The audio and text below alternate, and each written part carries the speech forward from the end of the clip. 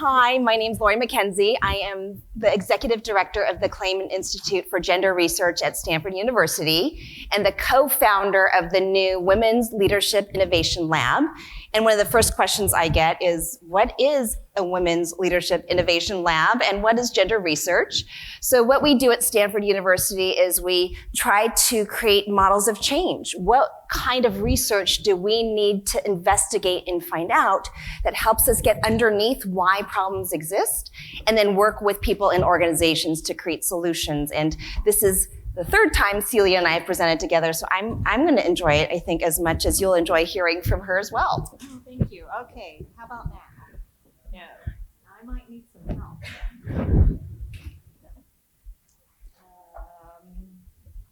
All right, how about the folks in the back? Can you guys hear me without a mic? Let's start that way.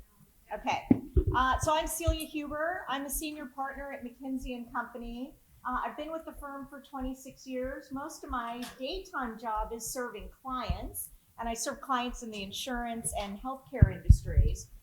But I also spend a bit of time working on diversity because it's a personal passion of mine. And over time, I've been responsible for our North American efforts on diversity and inclusion.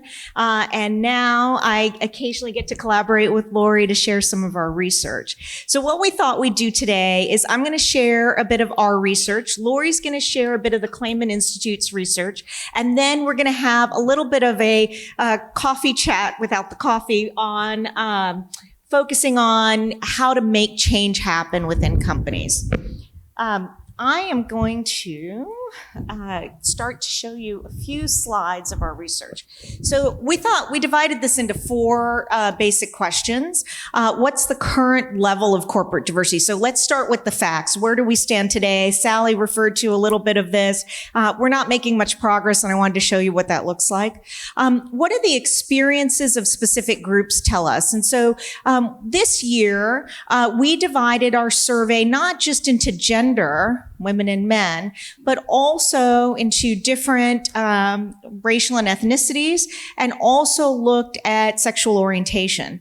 So one of the things that came out is the experience of being the only person like yourself in your company, in the room, and how that feels, and what we can do to help be more inclusive of those folks. What's happening at the micro level? So Lori's going to talk about how the meritocracy gets implemented on a micro level within companies and the psychological research behind bias and what to do about that. And then we'll come back to some tips and tricks on how to promote diversity in companies. So because you all work with numbers, let me just start with the numbers behind our research. This is the fourth year we've been doing research. It's called Women in the Workplace. It is in collaboration with leanin.org. And as I mentioned, it now covers more than women. We have 279 participating companies. And that's really important because those companies open up their books to us on what their pipeline looks like, where their diverse groups are in terms of their promotion rates, and also allow us to do a survey.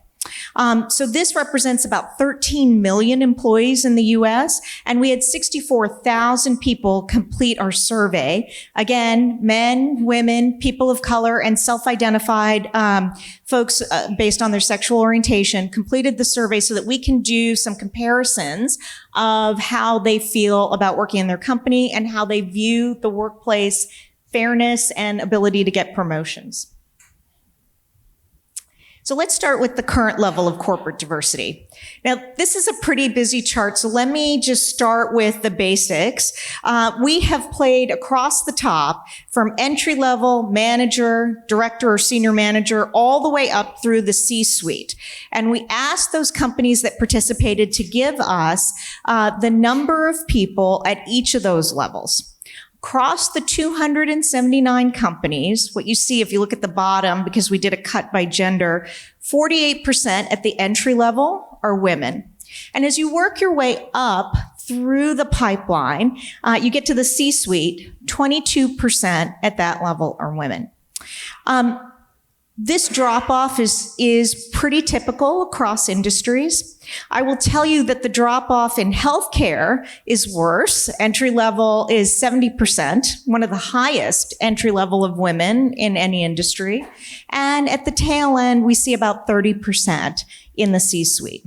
You guys are all in asset management, so I looked up the asset management and investment management numbers. Folks start at, 46% women at the entry level, goes down to 19% by the time you get to the C-suite level.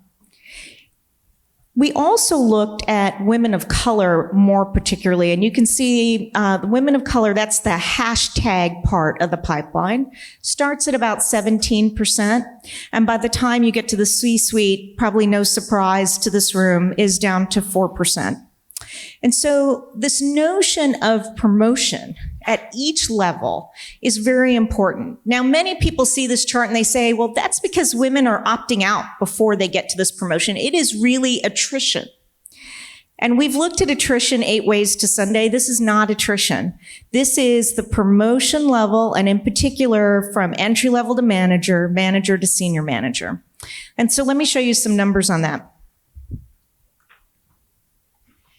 The first driver is women falling behind. And even in the first promotion, we see that women are 21% less likely to be promoted to that first level manager. It's worse for Black women, 40% less likely to be promoted to that first level. So one of the things that we'll talk about that companies can do is think about how to ensure that folks are getting an equal opportunity at that first level.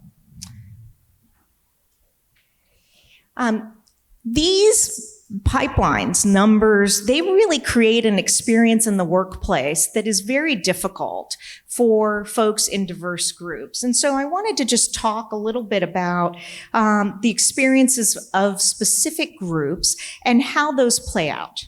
So one of the questions we ask is whether people think the workplace is fair. And the biggest sample we have is gender. So we split the sample by men and women.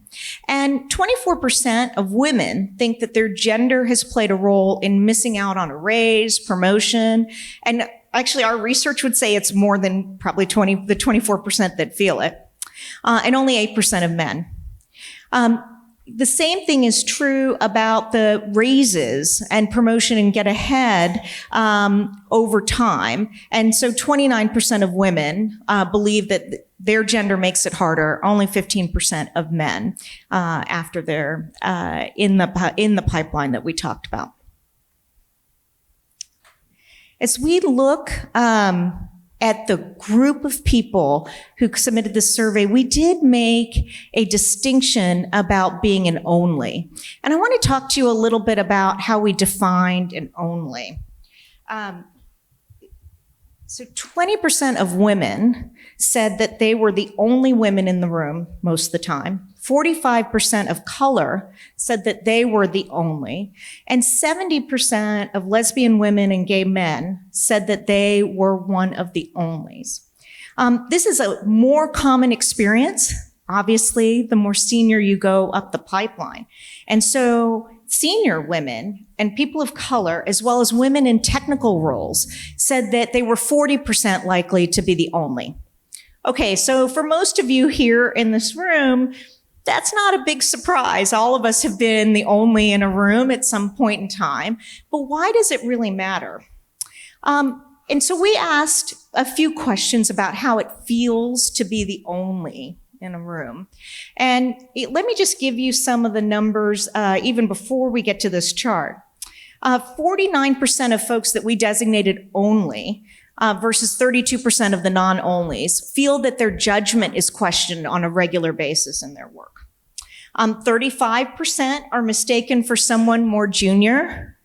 This happened to me last night. Someone thought I was a brand new associate at McKinsey. Unfortunately, it was one of my summer interns, so it was a little awkward for her, but it worked out okay. And then 24% say that they're subjected to demeaning comments. Well, that really matters because the onlys say that they're more likely to leave and they're more likely to be looking for a job. So you've spent all your time as a company to recruit someone who falls into one of these diverse groups. You're really excited. You're improving your pipeline.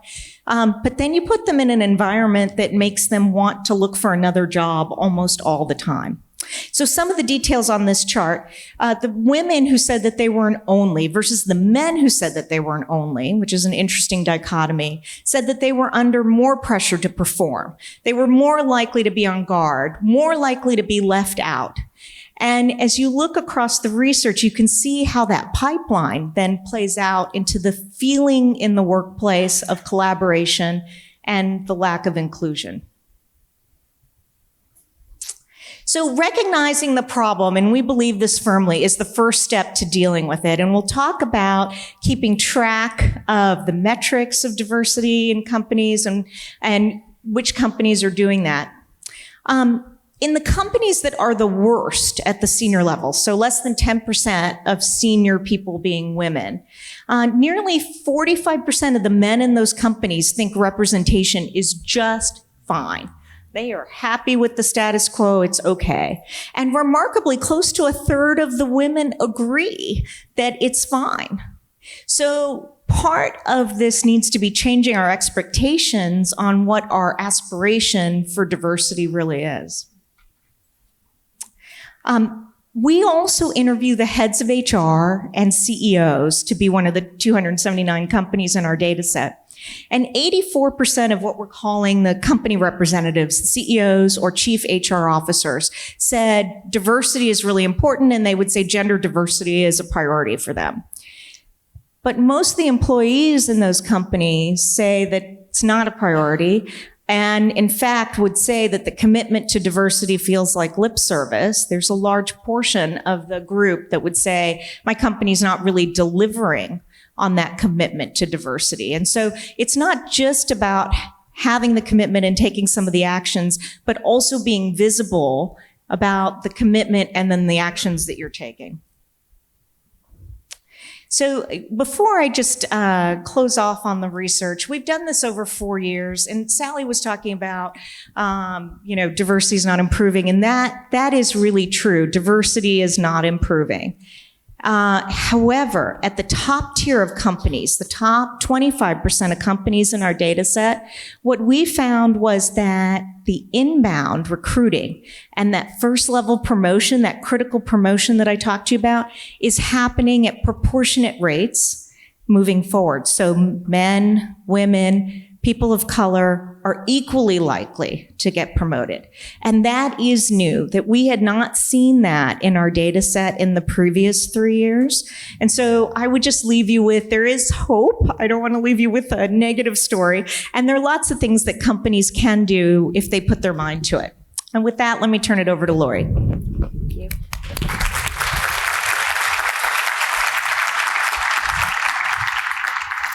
Whenever I hear data like the data that Celia presented, I always ask, well, what's going on? Why would it be that companies who obviously know the value of their employees are hiring them and then creating conditions where they might inadvertently not feel valued in those very same organizations? So the research that we do is trying to understand not only what's happening in our brains that makes this happen, but what are managers doing every day? So the goal of our combined is to create a lens for you to see how to create change. Even if your company does not yet have a diversity inclusion effort, we as individuals, no matter where we sit in an organization, so Stanford University is a pretty big place, and my span of control might be about this big, or maybe this big. Even in that little span of control I have, I can enact all of these practices so that the employees that work for me feel included and valued in everything they're doing. So this is a chance for us to move beyond looking at just the data and just the experiences, but at the end, we're going to talk about solutions that each and every one of us can do. But first, we're going to give you a lens. What is happening in our organizations at the micro level that has our employees that we hired not be valued in our workplaces? Well, at our research organization, one of the things we look at are what are the narratives? What are the narratives we tell each other about why things are the way they are? And do those very narratives inadvertently prevent us from finding the solutions we need to debug our processes and do better? Well, one of those narratives that's alive and well is called meritocracy. Now, notice the way I've defined meritocracy in this slide is an ideal. It's an ideal that each and every person is exactly seen and valued for the contributions they bring to our organization. But here's the challenge. We know from research that if we believe we've already achieved a meritocracy, we as individual managers inadvertently open the door to being more biased. Now, how does that work? Some researchers wanted to understand what it would take to create a true meritocracy in their organizations. So they worked with an 8,000 person organization and they asked them, if you were going to work towards achieving a meritocracy in your organization, what are some of the things you would do? And this organization said, here's what we do. For salary increases, we would weed out managerial discretion. We wouldn't let managers give more bonuses or more salary increases to people they liked.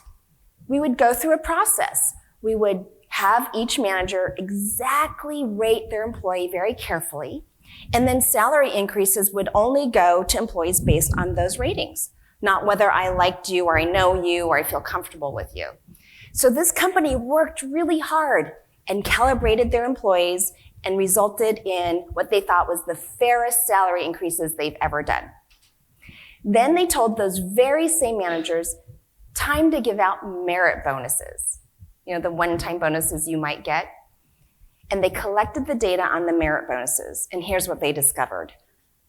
Performance ratings had very little to do with who got more or less of a bonus. Gender and race determined who got what bonus in that organization. And they call this finding the paradox of meritocracy.